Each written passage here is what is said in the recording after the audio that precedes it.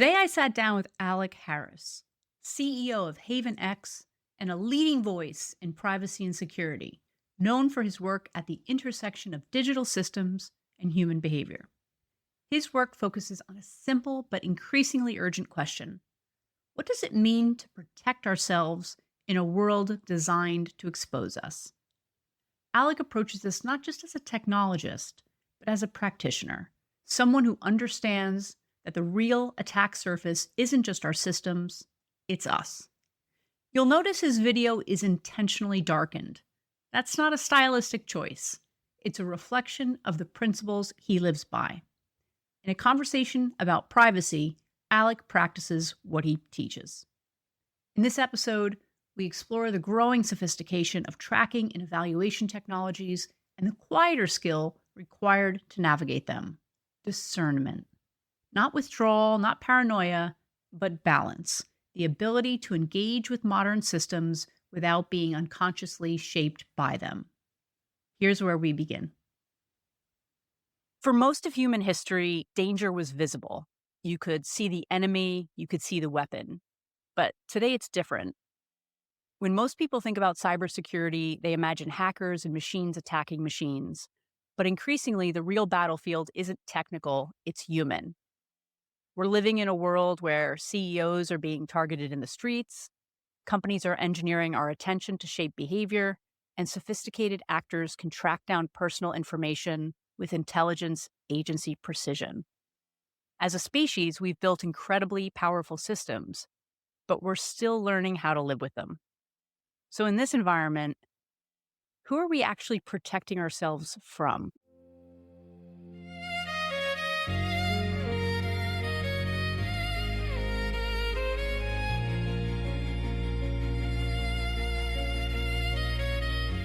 Wow, what a great opener. So the way we, or at least I would segment risk up is less on who the adversaries are and like more on who the individual is, right? And so, me with an average suburban kind of like pedestrian lifestyle, I have different slices of risk than someone who's the CEO of a publicly traded company.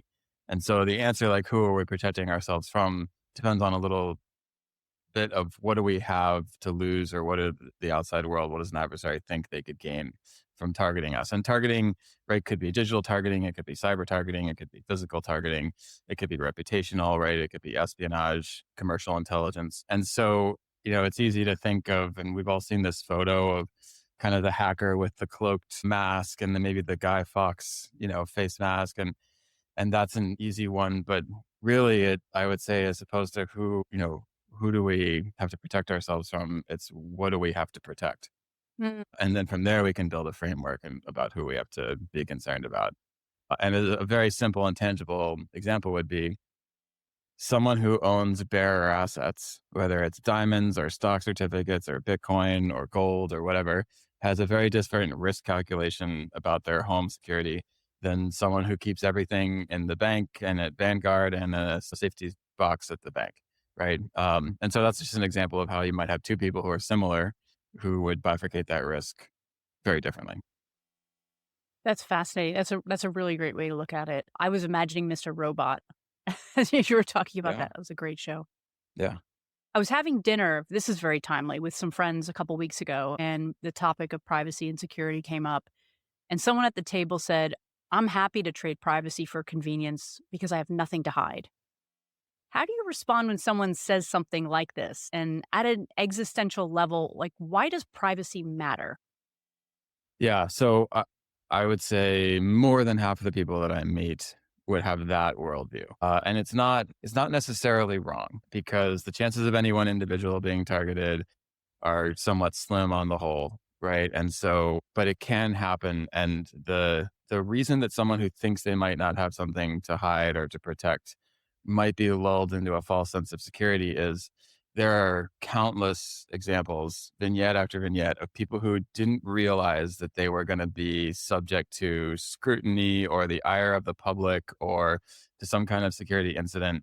And by the time that occurs, it's way too late to go back and put things in a box. And I'll just give you two super commonly understood examples. One was, it was last summer. Remember the CEO and his head of Yeah. HR right? So those two people probably would have said exactly that 15 minutes before they became the most recognized people in the country. Yes. And then all of a sudden, I bet they're getting text messages and emails and threats, and who knows who drove by the house and figured out where their kids go to school. And I bet, it was a very uncomfortable period for the two of them. Very. Now, the world moved on, and they're probably not experiencing that anymore. But those are two people that didn't expect the spotlight and suddenly were in it. And one little bit more near and dear that I saw firsthand is, 5 or so years ago when the whole Reddit, GameStop, hedge funds versus retail story was going on. So people were maybe aware that the people that ran those hedge funds became household names for a little while. And, lots of retail people, people who were just buying a few shares at a time who felt like they were they were the victim of, the pressure that the big boys are putting on the market. Yeah, so the guys that were the billionaires that ran those hedge funds, that they took some heat. But what people don't realize is that rank and file employees in those hedge funds, the finance level 2 analysts, the, executive assistants, those people got it too. Wow. Because people just went on LinkedIn and they're like, yeah, okay, here's the boss, but that guy has executive protection. He's got a guard in front of his house, right? He's probably got the chief information security guarding his digital perimeter. I'm going to just go after this mid-level person who maybe had nothing to do with any of these decisions, but before they got hired at these hedge funds. And so those would be two examples of people that I would say rightly probably thought that they didn't have anything to hide and, maybe didn't need to think about privacy. And all of a sudden were thrown on the spot. On the topic of not realizing what you need until it's too late, and I'm thinking back to 2001 when I was much younger and living alone in New Jersey. And of course, when you're young and carefree, you're living with few supplies, right? I used credit cards for everything. I probably walked around with less than $20 on me at any point in time. And then 9/11 happened and everything shut down and I had no cash, very little food. And it was the first time I realized how fragile the systems around me actually were. And my dad, who was a firefighter and actually a member of FEMA, he took this opportunity to lecture me about not being prepared, having cash and non-perishables, water, even a go bag. And in the aftermath, I did all those things. I was very, very vigilant. But then as time passed, I sort of loosened up. I guess it's sort of a blissful optimism. And I was thinking that maybe on some level, being prepared makes sense intellectually, but it also means confronting scary realities that we don't like to think about. And I'm wondering if there is resistance to thinking about security and privacy, like the example we just talked about, is underlying that a discomfort with acknowledging vulnerability? So let's take something somewhat timely. We have nation state peer and near peer adversaries that we know, if anyone who reads the news knows, have taken an interest in our power and utility grids and their operations from a cyber, at least pre-positioning standpoint. Like, this is well documented and has been announced by various parts of the government, including the FBI. So we all know this, yet everyone didn't go run out and buy a generator. And so somewhere along the way, people either aren't aware of this because it's not in their news digest, or they saw it and they thought, not enough of a inherent or immediate risk to me and my family, or I'll let the power company deal with that, or it's probably not going to happen. And so there's some maybe willful ignorance, bliss in that possibility. And I think the other part of it, though, is very pragmatically, everyone's very busy and you're doing the core blocking and tackling of work, and then you got to pick up the kids and get the groceries. And, it's now you're saying I need a generator. Right. And so I have a lot of compassion for people who, maybe aren't averse to security, but they just have a lot of other things to manage, and buying soccer cleats is more immediate. Absolutely. It leads me to think about this level of attentiveness to security and privacy. You were featured in Benjamin Wallace's piece in The Atlantic last May titled How to Disappear. And it raised something I think that connects to this, which is the idea that extreme privacy is becoming sort of a luxury service. On the other end of the spectrum, there has always been a group of people who have been very hyper attentive to these types of things. They used to be called preppers or extreme thinkers. And I'm wondering now, based on what I'm reading in the news day in and day out, if actually all of this is starting to become a more rational survival strategy, for complicated times. Maybe. I mean, I have a bit of that in me too, but that Yeah. won't surprise anyone. But so let me answer in two parts. So yes, extreme privacy to the nth degree is probably a luxury good, or you can do it yourself, but you gotta be a hobbyist, right? You would never do it in passing. So that's true. However, what I tell people is, and I firmly believe this, and I've seen this to be true, is and we've all heard this saying, right? Like you don't have to be the fastest antelope, you just can't be the Yeah. slowest, right? And so there's another version of that that I heard from a buddy of mine who's in the Navy, which is you make yourself abort mission criteria, which is, there's adversaries out there. Many of them are criminal and they're opportunistic and they're looking around and they're looking up and down the street, proverbially, maybe actually the street or digitally or cyber, and they're checking out which house is the best and which has the security alarm and which has the cameras and which has the gate and which has the dog. And so some of those houses are going to be abort mission criteria because they appear to have taken some effort to implement security measures. The same would be true around privacy. You don't have to come along with me and fully disappear. But if you're hard to find and it's a little bit ambiguous where you live and the adversary is like, like I could either do 3 hours more work on this person or I could go to the next person. And I understand there's an inherent callousness to that because it just means it's someone else's problem. But realistically, like if we're thinking tribally, right? Can I protect me and my family and, my colleagues, my block, whatever that is, it might be the best you can do.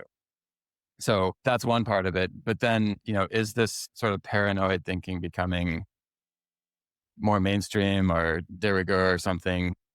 I think what we see is trends along the line of security measures becoming commonplace. And so when I grew up, I don't remember anyone having security cameras at their houses.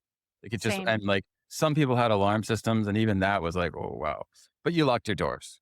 And I think when my parents grew up, you didn't even really lock your doors, but maybe you kept the door shut at night. I don't know. Right. And so what we would consider baseline security and driving down your block or my block, I'm sure more than half the houses have some kind of home security in place, would have been abnormally paranoid not that long ago in the same lifetime. And so the trend seems to be towards like whatever the conventional minimum level of security is, and people will gravitate towards that. But that seems to be escalating. It's not like people are letting go of security measures. That's my view on it. That sounds fair. And I grew up in the suburbs of New Jersey and a dead end street. And during the day, certainly doors were unlocked. It's interesting out where I live. 9 times out of 10, when a car is stolen, someone left their key fob like in the dashboard. And so, to your point, a lot of crime is just going to be either opportunistic or sort of easy. And maybe the ones where it isn't, there's something else going on. And then there's some percentage of where this really sucked. This was really bad luck for you. Unlike most guests, it wasn't possible to do deep background research on your world because most of that has been redacted. But what I found publicly is that you founded Halo Privacy, focused on government level security, and then launched HavenX to serve the private sector. I'm curious what brought you to that decision. Was there a moment or a pattern when it became clear that this level of protection wasn't just a state level concern anymore? Great question. And just to clarify, to give credit where it's due, there were actually two founders that really kicked things off, Mark and Lance. And I was lucky enough to know them and join up with them right out of the gate. But they certainly deserve the credit for getting things off the ground and continuing to provide the leadership. So it came as no surprise to anyone that knew me that working in a privacy domain would be fitting. My mom, from when I was a young kid, would always say, that I was very reserved with information, very private, comfortable on my own. Certainly not a loner because I love people, but I'd be okay, not oversharing. And so there's some inherent personality traits. And so I got to know the guy who is our CTO and founder on the technical side and a cryptographer and a great American some number of years ago. And he really helped me understand the connection between privacy and liberty. Those are his two things. And so I hadn't really extrapolated it out into why privacy might be important for freedom of speech and the ability to say what you want to say. Yeah, you can, in America, gratefully, we can say what we want to say, but also to do so in an uncensored way where technology, can't be layered on top of those speech rights. So cryptography being a core pillar of that, right? Because if you can have private encrypted conversations with people, then you can speak freely in those. And so he really opened my eyes to what it meant at this more philosophical level beyond just, personal privacy. And so Halo got started, as you mentioned, and still to this day, much more facing US government, much more around cryptography, much more around secure communications, and then around something that I would now think is a building block of everything we do, but I learned about it early on, which is called managed attribution. And this is a really fascinating component of privacy. And so what it basically would say is if I have an encrypted call with my cardiologist once a week, every week for 8 weeks, you don't need to break into that call to have like 80% context on what's going on. Obviously, I have a heart problem. And Mm. so the attribution there, just the link between me and the cardiologist and the regularity of that call, and that's like metadata, right? The time of the call, the length, the counterparties of the call, is a sufficient information to glean almost everything you would need to know about that communication. And so, yeah, maybe an adversary couldn't break into the conversation, but they got the information they needed.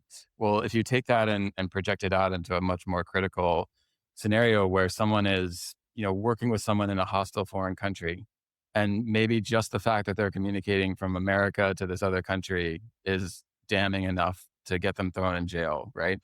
So in those cases, you need to actually manage the attribution of how that communication occurs. And then you layer on cryptography. And so that way, Mary, you and I can have a conversation both without creating a link between us. So no one knows we're planning on doing this podcast together. And they wouldn't know the topics that we're discussing for the podcast, right? And so that's been super interesting. And the parallel to that in kind of all of our lives is what we think of as social graph, which is our connections from our contact book and our social media connections and who we email and who we call and who we're connected to on LinkedIn and all of these things that paint a picture of who we are and what our interests are and who our inner circle is versus our concentric rings of contacts. And we all remember Cambridge Analytica, right? Which was the company that was doing data extraction on top of Facebook to influence elections. Well, what's very, very telling about that is, okay, so Facebook, huge black eye, Cambridge Analytica, completely tarnished reputation. And they were using these, we remember them from Facebook. It was like, oh, fill out this survey and tell us, if you were a cloud, what kind of cloud you'd be around, Yeah. right? It was all hokey. And so they were directly eliciting information from the subjects. Well, what they learned over the same period of time at Facebook and other social media platforms was that the metadata of your activities on social media is actually more valuable and more authentically true than what you self-report. And so think about it. Humans are always where we have these cognitive biases that we bring to conversations and how we want to be seen, certainly on social media. So Facebook kind of sulked away and Cambridge Analytica sulked away, but they were really okay with it because the metadata around how we click, how often we click, what time, how many messages would we send, the type of words that we use, that was actually more indicative of mental state or predictive of, socioeconomic status or spending or voting information. And so they were like, oh, okay, we're just going to do metadata and it'll be anonymized. But what they were fine with that because it was better information. I received an email from, I think it was from Zoom Info, but it wasn't from Zoom. It was from a third party. And they were giving me the opportunity to opt out. And this really frustrates me. And it's different than in Europe, right? In Europe, you need to opt in. And in the US, you have to opt out, which is, a real policy change that needs to happen. But they were giving me an opportunity to opt out that my data on my business Zoom account was being sent to this third party. And so just as you're saying, the emails, the meeting subjects, now in the advanced Zoom application, you could put agendas in there, you can put meeting notes in there, you can put attachments. And unbeknownst to me, and I'm paying for this business version of Zoom, that all of that's going to this third party and I have to opt out. And it was a good thing I caught it. And in many cases, that's where are we not even being notified that that's even happening. Wow. Yeah, it's just to add a little bit to that. So this opt-out function is something I know very well because we work in that space. And then you're right, Europe, GDPR, they have more regulations around this. And so ostensibly your baseline there is actually better than it is here. In the US, we have more optionality. So we have more latitude. If you like, it would be very hard for me to live my lifestyle in Europe. I couldn't actually do some of it. But the average European has more privacy than the average American. This is true. In the US, even when you opt out, and you have to really dive deep into the terms of service, that is actually only valid for 1 year. And then they're allowed to repopulate the data. Or if a new data event occurs. And so let's say I opt out of American Express's data selling regime. Well, 12 months later, they can put me back in anyway. But also, if I apply for a new card during those same 12 months, that's a new data event. So they would repopulate it as well. And so they've figured out a way to really minimize the efficacy of even the compliance regime that they're held to for data removal.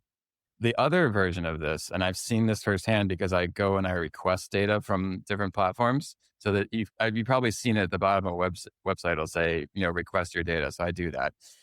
So I've done it with data brokers, and you'll get a sort of half result. And what I mean is they'll show you, okay, here's your email address and here's some associations with it.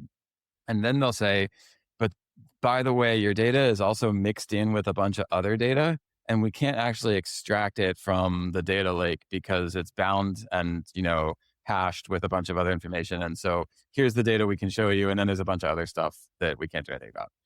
And so what they're saying is go ahead and opt out and we'll let you opt out of this part. But we've actually retained in such a way that who knows if it's not technically feasible or not, but they're saying that they couldn't possibly extract it.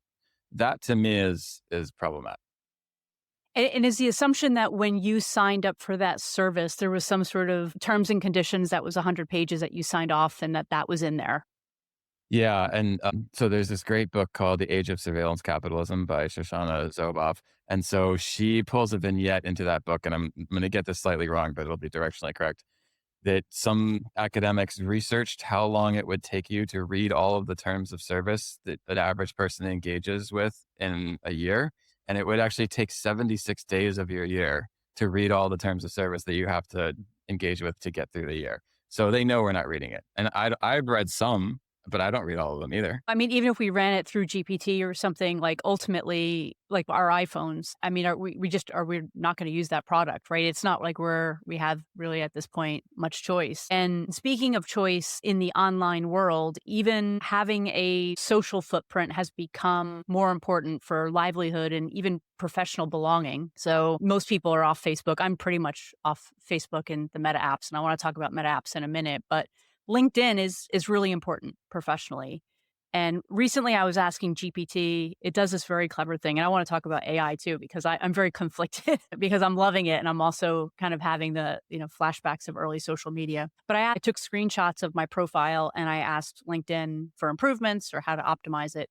And it told me, you're not posting enough, you're not engaging enough. So therefore, based on the algorithm, it could tell me where I was sort of existing in the LinkedIn universe. So it is legitimately important to be out there. But I read this week that AI can now identify supposedly anonymous social media users by correlating posts across platforms. So even if people want to have some footprint in LinkedIn and then maybe, like I'll disclose my cats have an Instagram account. I don't like to be on social media because I don't like how it makes me feel and how it takes my time.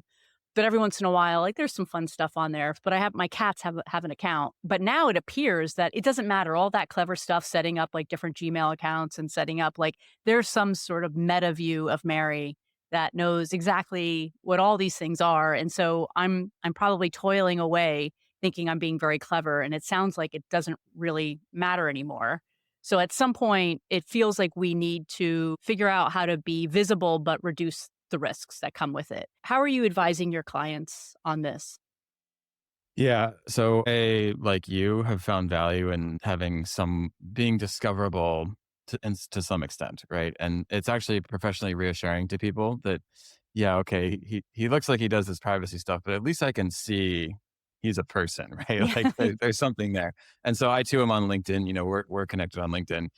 And I will tell people, clients or otherwise, you can absolutely have a curated public persona that could be accretive to your, professional life or personal endeavors, philanthropy, whatever it is.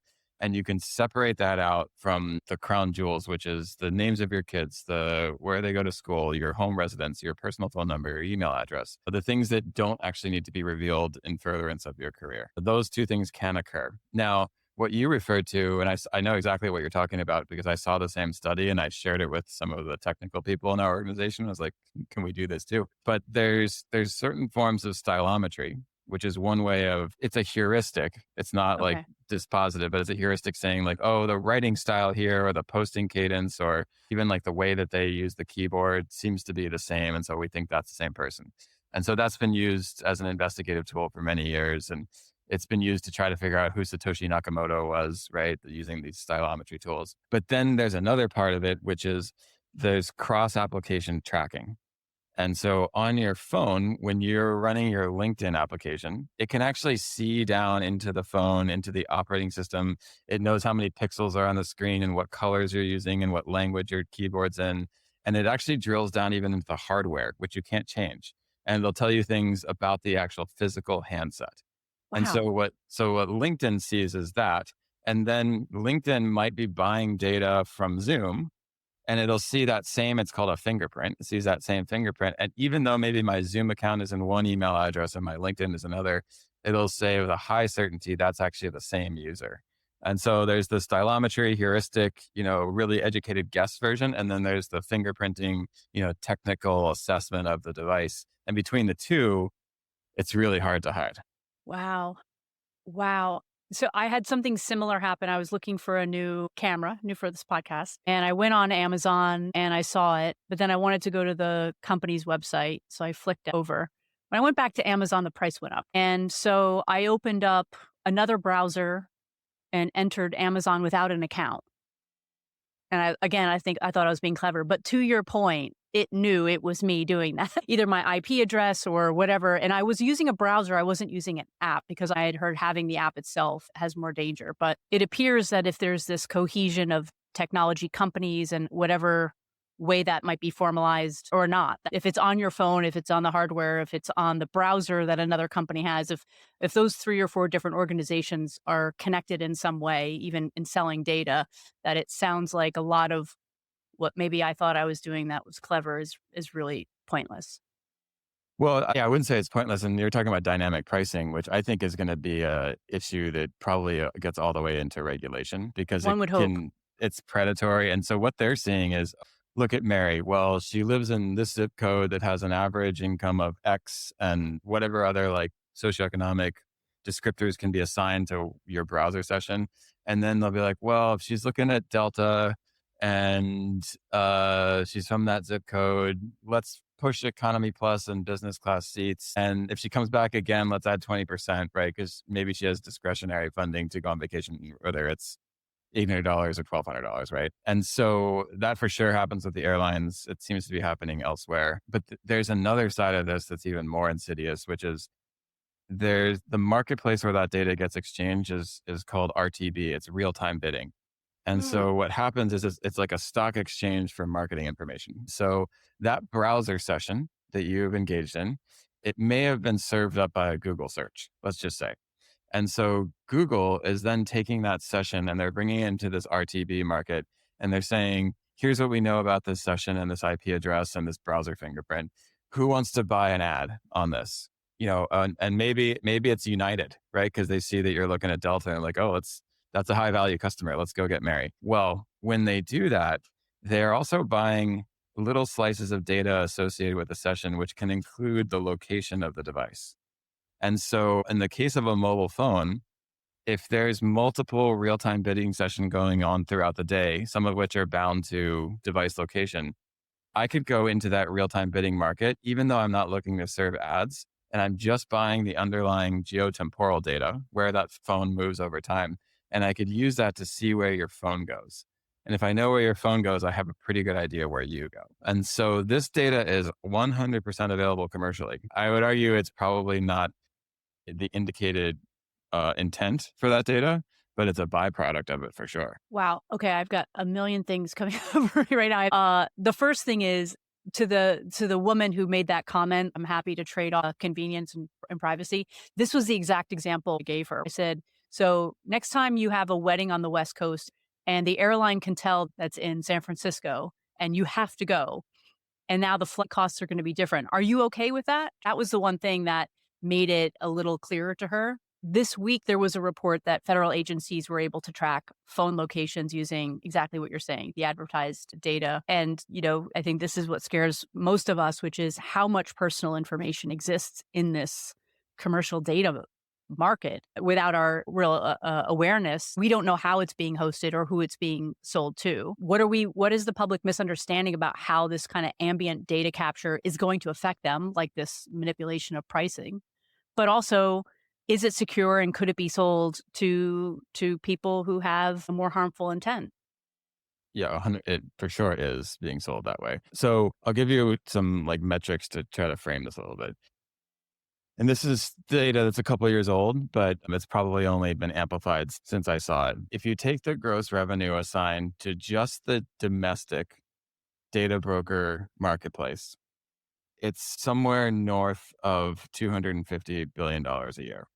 And that's just like the direct data broker industry, not counting like the secondary markets and the resellers and the collectors. So that is actually a larger number than the entire budget of the entire intelligence community in the United States. And everyone's like, oh, the NSA has the most exquisite targeting. Maybe they do, right? But really, the marketplace for commercially available open source data is much bigger than, like this more narrowly captured intelligence data that's out there. So, okay, so if that's true, then we took a look at one of the top 10 data brokers in the US, and they had profiles on a billion different individuals across the planet, 200 million phones in the United States. They're selling this data to like 9 of the top 10 banks, 7 of the top 10 insurance companies, all of the telcos, the AT&Ts and Verizons, on down the list, credit card companies. And so those companies are using that to make decisions around what's called alternative credit, which is instead of using your FICO score, they're going to say, oh, this person actually might have a decent FICO score, but we see all these like less common or deviant metadata signatures for them. And so they're actually more of a credit risk than we think. And one of those is if you let your cell phone battery die, that is considered an alternative credit risk because it means you're not reliably charging your phone. And so there are some people that might let their cell phone battery die for a whole host of reasons that have nothing to do with their credit worthiness. So that data gets gobbled up. It's worth a lot of money. It gets sold all over the place. However, this same data broker experienced a massive data breach. And those same billion records that they had on people got stolen. Were they stolen by a nation state? Were they stolen by an organized criminal? Were they stolen by a lone hacker? I don't know if we know. But so there's the problem that people can buy it, and there's the problem that that data wasn't really well secured in the first place. And so it's out there either way. And I think that's problematic. And it's not like I'm not in those databases too. It's impossible to live a life with a cell phone without being in those databases. I was listening to a podcast this morning. They were bringing up the Sam Altman quote. Recently, he had said someone had asked him about the cost of data centers and its impact on the environment.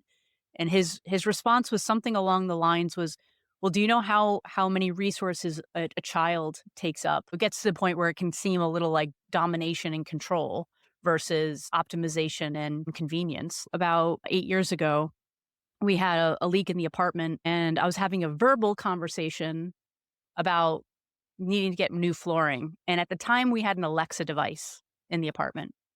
And probably within hours, I was getting Home Depot flooring ads on Google, on Facebook, on everything.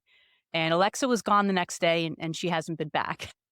But now we have smart TVs, and I haven't even looked into that, what they're doing. So it really starts to become a little overwhelming. I don't know if you have a view of whether regulation is going to start to wake up in this country. What does it take for this to become a top of the ticket issue? Because it doesn't feel like there's a whole lot being spoken about on this. Yeah, this is a really good question. And I maybe have a slightly off brand view on this. So Sam Altman, gifted entrepreneur, obviously, sometimes not a gifted communicator. And so like he's made statements like that I think are kind of fumbles. But if we give a charitable interpretation of what he's saying, I think what he's saying is that isn't AI absolutely critical, like the human race is critical, like the next generation is critical. And to that question, I completely agree that the United States, the West, like AI that is at least like underpinned by democratic values and principles that we would have in the United States is actually it is essential that has a place in the technology stack of the future. And so much so that I would actually rather see a largely unregulated or loosely regulated approach that had fewer guardrails but allowed for quicker growth than a overregulated, maybe more safety oriented, but laggard approach that allows a foreign nation's tech stack to dominate. I actually think it's more important that we win, candidly. That is completely contrary to the, privacy stance that I have on most things because a less regulated, more data consumptive version of AI is going to gobble up privacy information, private information, and use it for its training or inference or whatever. That just shows you how important I think it is that we win on that. But the other side of this, if AI is so incredibly important and essential, then who gets to harness it? And I think that question is being wrestled with right now, right? Because we have discussions around regulations at the state level. Should those actually be disbanded and managed at the federal level? And then should tech companies just self-regulate and come up with their own regimes? And doesn't that, pull up the ladder for the smaller entities that maybe don't have the budget for big compliance teams and are more startup or venture backed? I think there's far more questions than answers on that front. And it's interesting to watch, and it's moving so quickly. And I barely feel like I can keep tabs on it. I don't actually, I can't. I can't keep tabs on it, but I watch it with interest. Well, thank you for your candor, and I completely agree. We schedule like 2 hours a week just to watch what the latest thing that's happened in AI, and it's you can't keep up. I mean, it could be just a full-time job watching this stuff. The podcast this morning was talking about how to balance privacy around how people might be using this. So, for example, there was a very high profile and tragic story about a man who had hurt himself because of AI, and a girl who had learned how to inflict harm on others using AI. And so the debate arose, well, there must be something in the programming that flags this and sends it up the chain and send somebody to do a welfare check or something. And then that brought up the privacy checks about it. Ads, of course, are becoming a question. Will the recommendations be tarnished or skewed by the ads? So that's just one debate of many. But what's interesting, I think, I completely agree with you, by the way. I really love it. I'm very aware that it could be sort of like what Google Maps has been to my personal navigation capabilities, back to being 17. I mean, I think I drove to Florida in my 20s by myself and back, and with a map, paper map.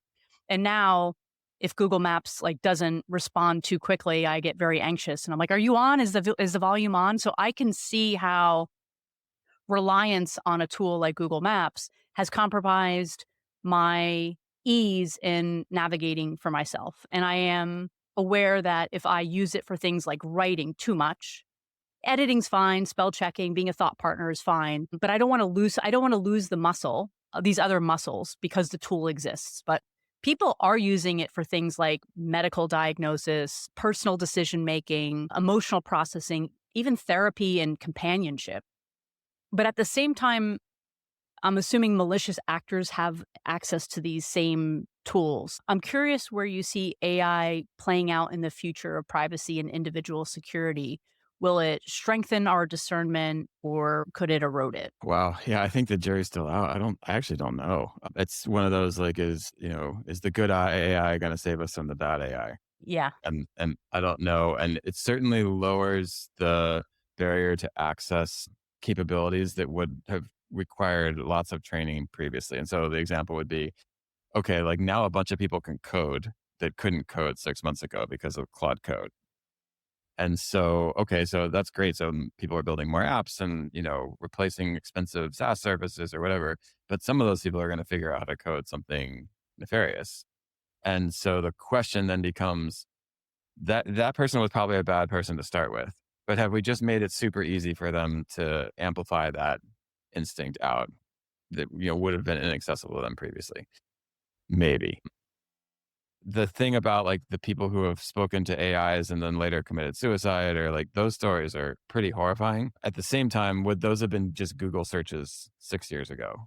fair. Maybe. I think the counterpoint to that is, well, yeah, but a Google search isn't going to encourage you and talk back to you and guide you down this path. And so I think it's fair to say AI is not the same as a Google search for rope. If I'm totally honest, I just don't know yet. I think it's a greenfield. We just don't know. It feels like this is going to really impact your space. I can imagine that it's literally day by day seeing what arises and then figuring out how to respond to it. I think just this last week, there was a report that AI-powered web browsers can be tricked into phishing attacks within minutes, right? Like it tricks the AI assistant, not the human.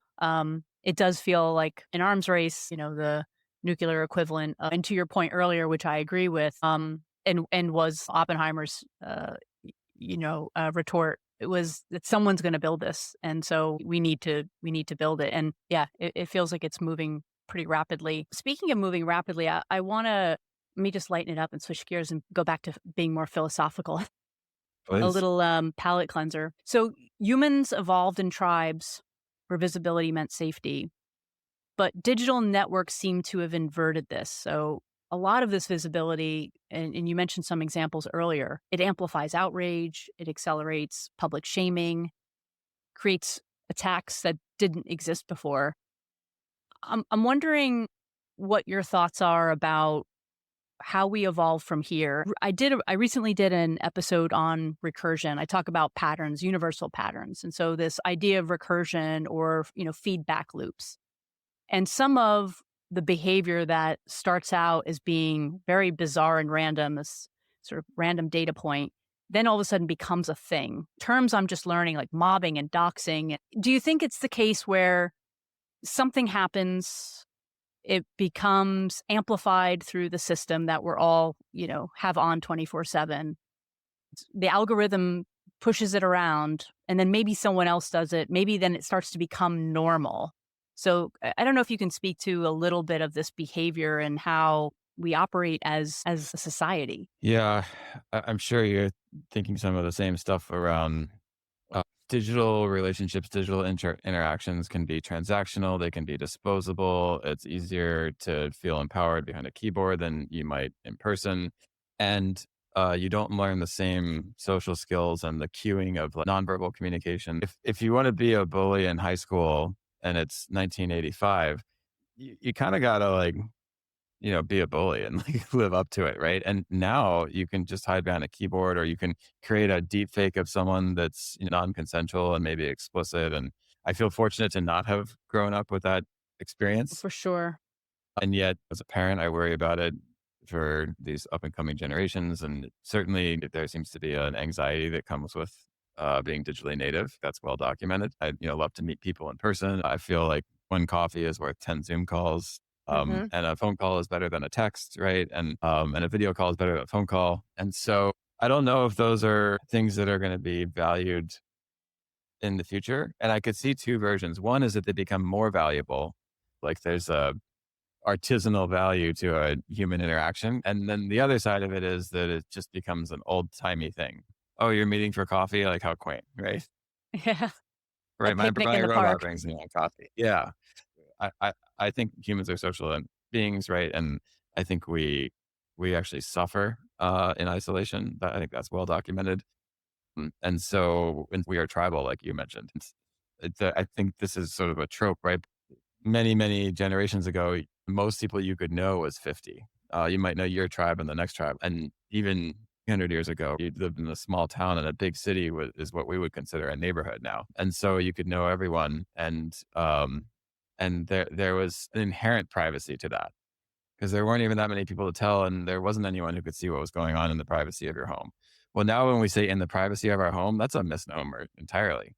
The smart TV you mentioned is listening, your phone is listening, who knows what kind of Internet of Things devices you have, and cameras and microphones. And so I don't even know if in the privacy of your own home is a thing. You were recently quoted in the Daily Mail about a woman who had been involved with a married man and who then tragically killed his entire family. She was exonerated, but it didn't matter because strangers from around the world still tried to locate and confront her. This feels a little bit like people watching or listening to too many true crime podcasts and trying to find a hobby, but it does feel qualitatively different from traditional privacy threats. And I'm just curious, is this becoming like a new category for risk that people didn't imagine they needed to worry about protection?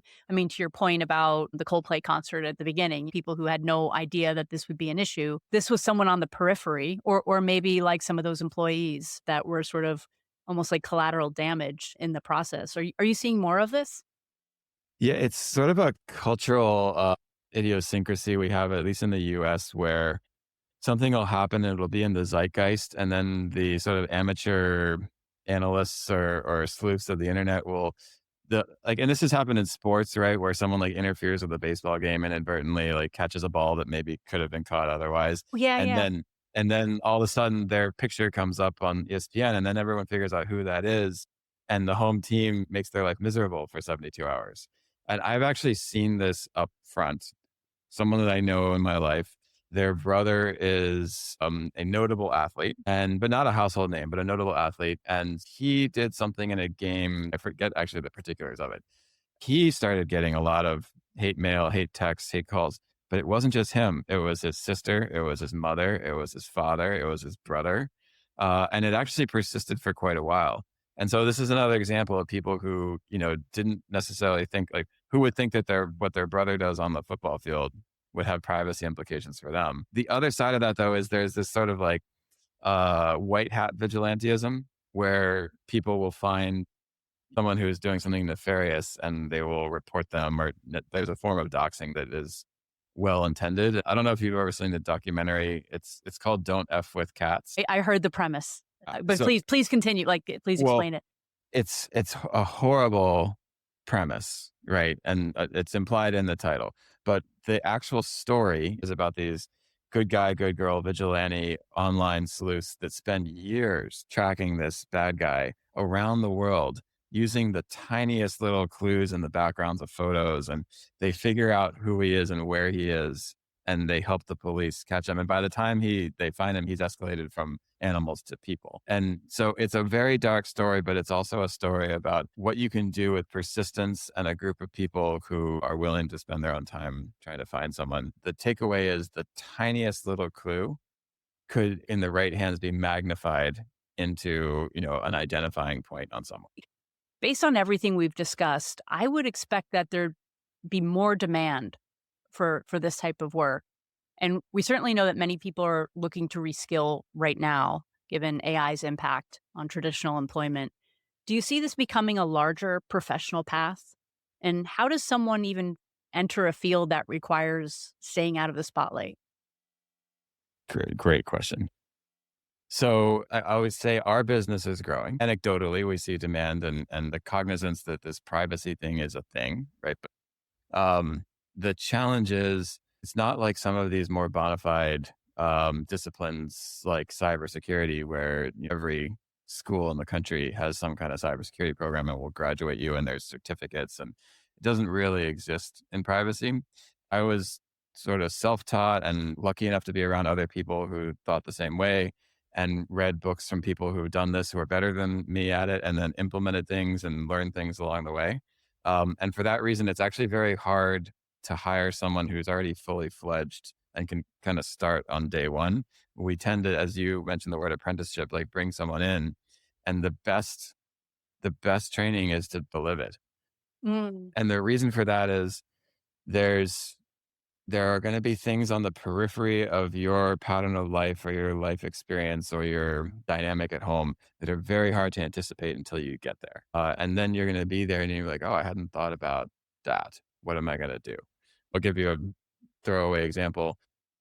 We receive most of our mail at what's called a commercial mail receiving agency, like a UPS store, or a PO box, or a FedEx. And when I set that up, I was like, great, I got mail figured out. And then we moved in and my wife was like, well, we need to order a rug. And the rug's not going to fit into a PO box. So we had to figure out something else. Those are the things that over years and years, I can speak to a client very much from my own experience. When you're moving and you're trying to redecorate it, it's not the time that you want to add friction. And so, I can tell you it's going to add friction and I'll be there to help. We'll be there to help. But the reality is certain lived experiences are really hard to translate in an academic setting. Thank you for sharing that. As mentioned in the Atlantic article, you practice what you recommend. You and your family live by many of the same protocols that you give to your clients. It's interesting you mentioning some of the stress of that. At the same time, I'm wondering if there are some positive upsides. So, as an example, I have a couple friends who are very vigilant about not posting their kids' names or photos online. and they've kept their teenagers off social media entirely, which is pretty amazing. And I was assuming when I was talking to them about this that it was going to be fighting every night in the house, but actually they all seem genuinely closer. And in all cases, the kids are all thriving academically and socially. So I'm wondering if you've seen any upside to this way of living that, I mean, I think we can all imagine, those of us on this other side, we can imagine the stresses and some of the friction points, but what have been some of the unexpected positives? Yeah, great. So, first of all, and this is going to sound a little hokey, but I absolutely believe this and practice it. My privacy quirks are mine, and they're not your problem, and they're not the plumber's problem, and they're not the people at the post office's problem. And so, I genuinely approach it in as like kind of kind and solicitous of a way as possible, not indignant and not like frustrated that the world hasn't bestowed upon me an easier privacy lifestyle, and therefore like the interactions that I have are generally like really pleasant. And I've found I've also done that the wrong way for sure. And so I've found that one of the upsides of that is I've actually had a lot of interesting conversations with people who, when I ask them to help me with this weird, privacy request, and I tell them why, and I say, would you mind? I know it's more work for you. And it opens up these like the very human side of this. And some people are like, oh, that's so interesting. Tell me more. And some people, most of the time, people are like, "Oh, no problem," right? When you ask nicely. And so that's actually been a sort of silver lining that I wouldn't have anticipated. But I really try to not be indignant about it. It doesn't serve me or the others. The other side is okay. So there's a real benefit to personal security that comes from it. I've got kids, and so it is not entirely prophylactic, but if you're hard to find, then that's one other layer of protection. There's some peace and of mind that comes from that. So that's nice. And then the third thing is I've had the opportunity to get phone calls from people wherein I've been able to help them. Sometimes professionally, but other times not. And so if I can share my experience and that has value, that's also been a silver lining. You are absolutely helpful, and you've been so generous coming on here, but you're also really helpful on LinkedIn. And I would strongly recommend that folks follow you because you post some really, really practical and actionable recommendations. So, as I was saying recently, I had asked GPT to do um, an assessment of my LinkedIn. And then I thought, well, let me ask it to do an assessment of my security. So I just said, here's my phone and my operating system. I have this brand of smart TVs. Give me some realistic security settings. It gave me some very helpful things. I was very, very surprised about like microphone access, camera access, some of that kind of stuff. But it also told me that there's a couple apps which you really can't change any of that. And so that is TikTok, which I've never used, Google, and the Meta apps. And so I started to do some research about moving off Google. And so I was looking at Proton Mail, and then I saw a post from you that now Proton may not be as private as most people assume. So it feels like things are rapidly changing here, and maybe that our choices are becoming more limited. What are your thoughts? Yeah, that's wow, great tee up. It's getting harder, and Proton Mail is probably not as private as they market, but is certainly much more private than Gmail. And I'm 100% with you. I don't use Google products. I don't have any Meta apps or Google apps on my devices. And like my son's sports league, they all the parents chat on WhatsApp, and I'm actually the only one who's not in that chat. So I've been willing to bear some social consequences as a result. The It is getting harder, even for a tool that is adept at building privacy into its functions, whatever that is. It's still hard because of like going back a couple questions about all the different vectors for data collection. So even if you're cutting off one or two, there's still so many others to consider. But being a little more private than the next person and making it hard for big data aggregators to collect on you to a granular level, those are worthwhile victories to me. And it's a little more work, but I find value in that. And so I'm okay with it. And thanks for the shout out on the LinkedIn stuff. I try to keep it light, but also if I'm interested in it, then hopefully someone else sees the same thing.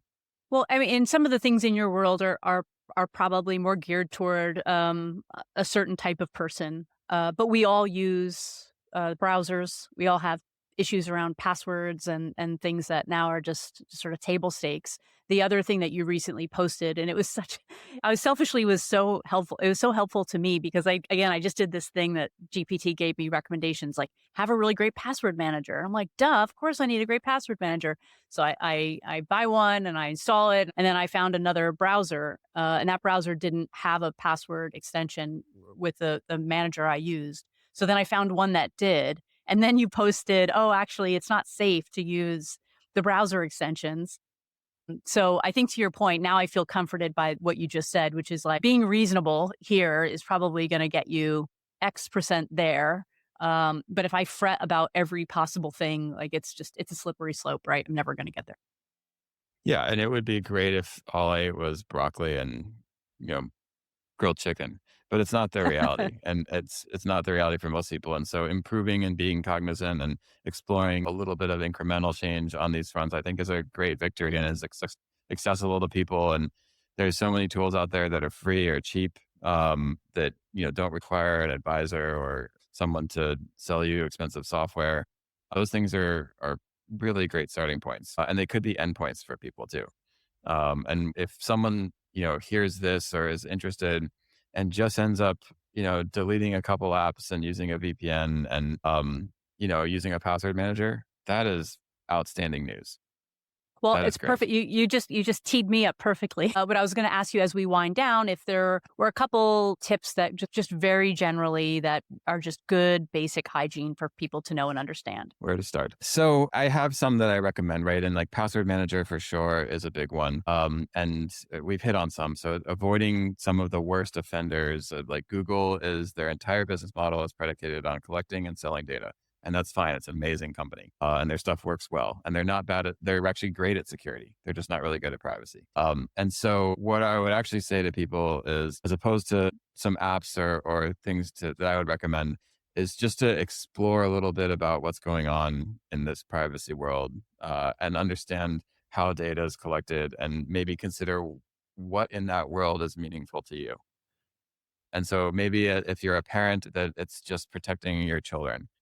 And maybe if you're a public facing person, it's protecting some of the core equities around your personal information. And maybe if you've made your entire brand on reputation, it's protecting the reputational equities around your digital persona. It could vary from person to person, but just understanding what's going on, I think, is a great starting place. And there's so many resources for that.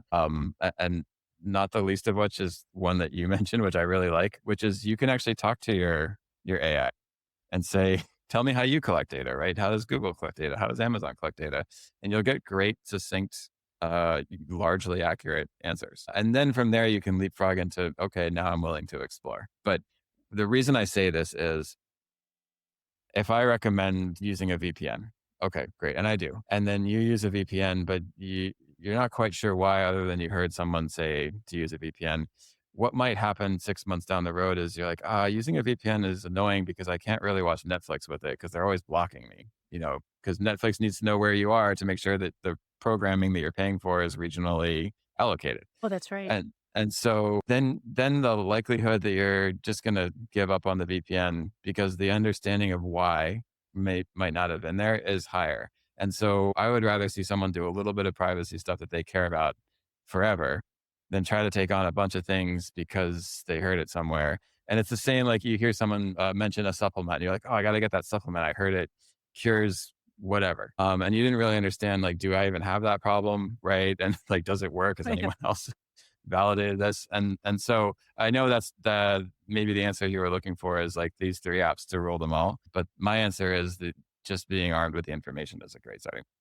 No, that was perfect, and thank you. I think what you said is exactly right on, and I know in this conversation we hit some of the outer layers of the things that are really scary and big, but I really appreciate this conversation because you bring just a pragmatic and practical lens. So we find the balance between being naive and being hysterical and living in fear. And what I'm taking away from this conversation is that it's not about hiding. It's more about discernment and balance. And I think knowing when to be open and when to protect and when the trade-offs make sense. So I want to thank you. I genuinely love this conversation and the work that you do. And I'm grateful for the generosity, not just in speaking with me today, but as I say, have said you're very generous about your insights online, and I've called you a couple times about some things. And I know that you take this very, very personally, and that comes through in your work. Thank you very much. Well, that's super kind. Well, right back at you. It's a pleasure to interact with you. Thank you for the kind invitation to be here. And what I would leave everyone with is exactly what you said. There's a right sizing and a calibration that's appropriate for everyone. And doing a little bit for a long time is a fantastic place to land. That's a great place to land on on that episode. So thank you so much. Awesome.